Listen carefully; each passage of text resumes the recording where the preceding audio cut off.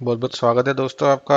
आज यानी 8 जून 2021 के हमारे डेली मार्केट एनालिसिस के वीडियो में। तो चलिए फ्रेंड्स, स्टार्ट करते हैं निफ्टी की डिस्कशन। और पहले देखते हैं हमने कल क्या व्यू बनाया था, उसको एक बार देख लेते हैं।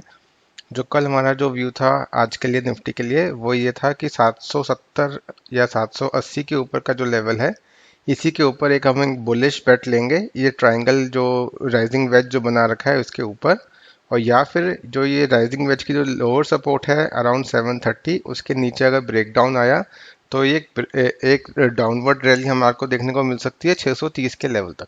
तो आज हमें नीचे के साइड का ब्रेकडाउन तो मिला, लेकिन उसके बाद एक फॉलोअप हमारे को जो डाउनवर्ड मूवमेंट मिलनी चाहिए थी वो नहीं मिली। उसके उसके पीछे एक साइकोलॉजी है, वो आप समझिए। साइकोलॉजी ये है कि अगर हायर टाइम फ्रेम में, जैसे कि डेली चार्ट में अगर देखें तो निफ्टी का जो ट्रेंड है वो बुलिश है, निफ्टी स्ट्रांग है वहाँ पर।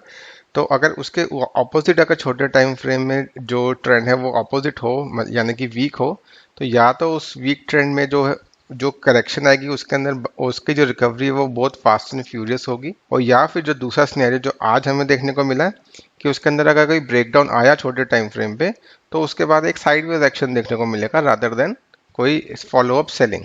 तो आज हमें वो साइडवेज एक्शन देखने को मिला, तो उस कारण से जो कोई भी ट्रेड हमारा इसके अंदर सक्सेसफुल नहीं हो पाया, और ना ही किसी ट्रेड में कोई खास हमें लॉस मिला। तो अब जो कल के लिए जो हमारा व्यू है वो सेम रहेगा कि अब जो ये जो 15,800 का जो लेवल है, जहाँ पर ये इसका जो ऊपर की लाइन जो जा रही है, जो नई जो तेजी है वो उसके ऊपर ही हो सकती है। और जो नीचे का लेवल है वो है, जो सपोर्ट लेवल है इसका जो नीचे का, वो जैसे कि कल हमने डिस्कस किया था, वो 15,630 का ही रहेगा। तो एक रेंज बाउंड एक्टिविटी देखने को मिल सकती है दोनों ही हमारे इंडाइसेस में, क्योंकि एक्सपायरी, वीकली एक्सपायरी भी आने वाली है कल परसों थर्सडे को। तो उसके चलते एक ऊपर के लेवल, जो ऊपर का जो रेंज है वो 15,800 और नीचे का 15,600, तो इस रेंज में निफ्टी एटलीस्ट हमें कल के सेशन में देखने को मिल सकती है। तो कोई भी अगर हम स्ट्रेटेजी बनाएंगे तो इस रेंज को ध्यान में रख के ही बनाएंगे, और मैं पर्सनली अवॉइड करूंगा निफ्टी में कोई भी फ्यूचर का ट्रेड लेने में। तो अब चलते हैं हम बैंक निफ्टी की तरफ। तो बैंक निफ्टी में मैंने आवरली चार्ट खोला हुआ है, और जो हमने कल जो डिस्कशन किया था वो ये था कि जो ये जो इसके नीचे एक ट्रेंड लाइन है, वो अगर 15 मिनट्स में उसका जो लेवल था 35,300 के आसपास, अगर उसका ब्रेकडाउन मिले तो हमारे को सीधा एक सेल ऑफ देखने को मिलेगा 200-250 पॉइंट का। और ये जो हमारा सपोर्ट लेवल है अराउंड 35,050 और 35,100 के बीच में, वहां तक बैंक निफ्टी इजीली स्लाइड करेगी, और जो नेक्स्ट राउंड ऑफ सेलिंग है वो उसके नीचे ही आएगा। तो वैसा ही हमें देखने को मिला फर्स्ट राउंड में। तो अगर हम 15 मिनट्स में देखें तो सेलिंग प्रेशर हमें देखने को मिला इस चैनल के ब्रेकडाउन होने के बाद, इस ट्रेंड लाइन का ब्रेकडाउन होने के बाद। और उसके बाद ये जो लेवल हमने सेकंड लेवल था 35,000 का, उसका भी ब्रेकडाउन देखने को मिला, लेकिन यहाँ पर इन्होंने हमें ट्रैप किया और यहाँ से वापस से एक बारी फिर से अपसाइड की मूवमेंट दिखाई, और हमें यहाँ पर जो हमारा प्रॉफिट था वो इन्होंने वापस लेने की कोशिश करी। तो अगर हम ओवरऑल देखें तो एक नो प्रॉफिट नो लॉस का डे रहा बैंक निफ्टी में भी। इस फर्स्ट ट्रेड में हमें प्रॉफिटेबल रहे, लेकिन सेकंड ट्रेड में हमें हमें थोड़ा सा लॉस लेना पड़ा। तो अब चलते हैं कल के लिए जो हमारी व्यू बनाना है हमारे को। उसके लिए फिर से मैं आपको आवरली चार्ट की तरफ लेके जाता हूँ। जैसा कि हमें निफ्टी में साइडवेज एक्शन एक एंटिसिपेट कर रहे हैं आने वाले 1-2 दिन के लिए, सेम हम सिनेरियो इसके अंदर भी एंटिसिपेट कर रहे हैं। जो इसका ब्रेकडाउन था जिसने उसका उस ब्रेकडाउन को सक्सेसफुली नहीं किया, लेकिन अगर हम देखें तो ये एक आवरली में एक चैनल में चलती हुई नज़र आ रही थी। ऊपर के जोन में अगर हम देखें तो 35,750 के आसपास इसने रेजिस्टेंस ली, और नीचे की इसकी सपोर्ट 35,200 और 300 के जो इसने लेवल था उसने ब्रेक किया। तो अगर देखा जाए तो चैनल इसका ब्रेक हो चुका है, बट नीचे का इसने ब्रेकडाउन नहीं दिया 35,000 का लेवल। तो ओवरऑल देखा जाए तो ऊपर की साइड पे इसका चैनल के रेजिस्टेंस है 35,500, और नीचे के लेवल पे फिर से ये एक जो इसने सपोर्ट है, आज का जो लो है वो एक सपोर्ट का रोल प्ले कर सकता है, जो कि है 34,960। तो अब जो नई जो बेयरिश मूवमेंट आएगी वो 34,960 के नीचे हम देखेंगे, और ऊपर में अगर हम देखें तो 35,500 के ऊपर ही कोई बड़ी मूवमेंट जो है प्लस साइड की आ सकती है। तो अगर हम सेफ साइड पे लेके चले तो इसकी अगर हम 2 दिन के लिए, आने वाले 2 दिन के लिए रेंज देखें, तो नीचे की जो रेंज है वो 34,500 और ऊपर की रेंज है 35,500। तो ये 1000 पॉइंट की रेंज के बीच में ये बैंक निफ्टी 2 दिन अगले ट्रेड कर सकती है। तो मेरा पर्सनल व्यू है कि मैं इसके अंदर फ्यूचर की ट्रेडिंग अवॉइड करूंगा 1-2 दिन के लिए, और जो भी स्ट्रैटेजी बनाऊंगा वो ऑप्शन में ही बनाऊंगा, और इन्हीं दोनों लेवल्स के बेसिस पे बनाऊंगा। तो ये है हमारी बैंक निफ्टी में स्ट्रैटेजी कल के लिए। अब चलते हैं हम स्टॉक्स की तरफ। तो ये एक फॉलोअप आइडिया मैं आपके साथ शेयर कर रहा हूँ। तो हमने last to last week Dabur India का स्टॉक आइडेंटिफाई किया था डेली टाइम फ्रेम में, और उसकी जो एंट्री हमने प्लान करी थी वो यहाँ पर हमने आइडेंटिफाई किया था अराउंड 530 के लेवल पे, ये मैंने हाईलाइट किया है। और वहाँ से हमने एक इसका 550 का एक टारगेट हमारे को हमने इसका आइडेंटिफाई किया था। तो देखिए स्टॉक ने कितने स्मूथली 5-6 सेशन के अंदर हमारा टारगेट भी लगाया, और आज के दिन में उस अपनी जो रेजिस्टेंस जोन है 550 की, उसको ब्रेक भी किया है अपर साइड पे। तो ये हमारा एक सक्सेसफुल पोजिशनल प्रॉफिटेबल ट्रेड रहा। अब चलते हैं हमारे आज के जो फ्रेश आइडियाज हमने आइडेंटिफाई किए हैं। तो आज का जो पहला आइडिया है वो है एल&टी स्टॉक में, और वो जो है हमारा बेयरिश आइडिया है, क्योंकि ये देखिए इसके अंदर एक मल्टीपल रेजिस्टेंस फॉर्म होती हुई नज़र आ रही है अराउंड 1550 एंड 1560 की रेंज में।